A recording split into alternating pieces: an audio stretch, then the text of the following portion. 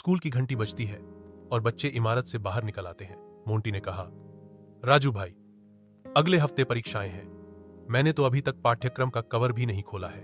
राजू जवाब देता है, भाई, तुम सिलेबस को प्रेम पत्र की तरह पढ़ रहे हो।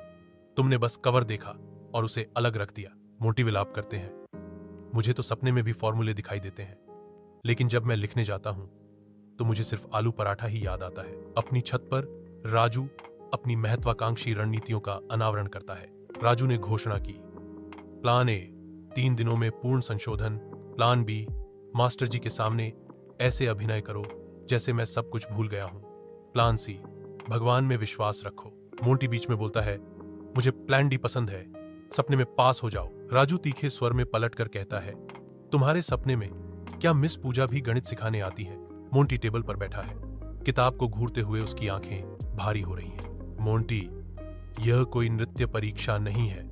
मास्टर जी मेरे सपने में चिल्लाते हैं, मुझसे पाई नहीं हो पा रही भाई। मोंटी रोता है। मंद रोशनी वाले कमरे में राजू मोंटी की भावना को प्रज्वलित करने की कोशिश करता है, उसके शब्द छायाओं को चीरते हुए। सुनो भाई, जीवन एक परीक्षा है, लेकिन हर सवाल का जवाब गूगल पर नहीं है। कुछ चीजें तुम्हें खुद पढ़नी होंगी। मोंटी पलटकर जवाब देता है, उसकी आंखों में मनोरंजन नाच रहा है। वाह भाई, ऐसे बात कर रहे हो जैसे तुम कोई प्रेरक वक्ता बन गए हो। राजू बेफिक्र होकर उत्साह के साथ घोषणा करता है, मैं राजू, पाठ्यक्रम का राजा, और तुम मोंटी हो।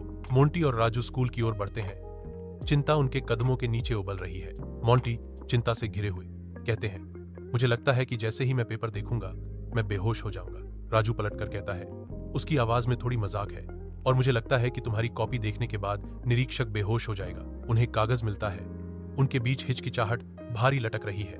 मोंटी बुदबुदाता है, मैंने आज कम पढ़ाई की, प्रार्थनाएं अधिक उपयोगी होंगी। परीक्षा के बाद मोंटी और राजू कैंटीन में बैठकर अपने समोसे का आनंद लेते हैं। मोंटी ने कहा, जो लिखा था उसमें कोई तर्क नहीं था, लेकिन वह आत्मविश्वास से भरा था। राजू जवाब देता है, और लिखावट इतनी अच्छी थी कि शिक्षक को उसे फेल करने में बुरा लगा। मोंटी ने घोषणा की, अगर मैं पास हो गया तो मैं मां से बात करूंगा।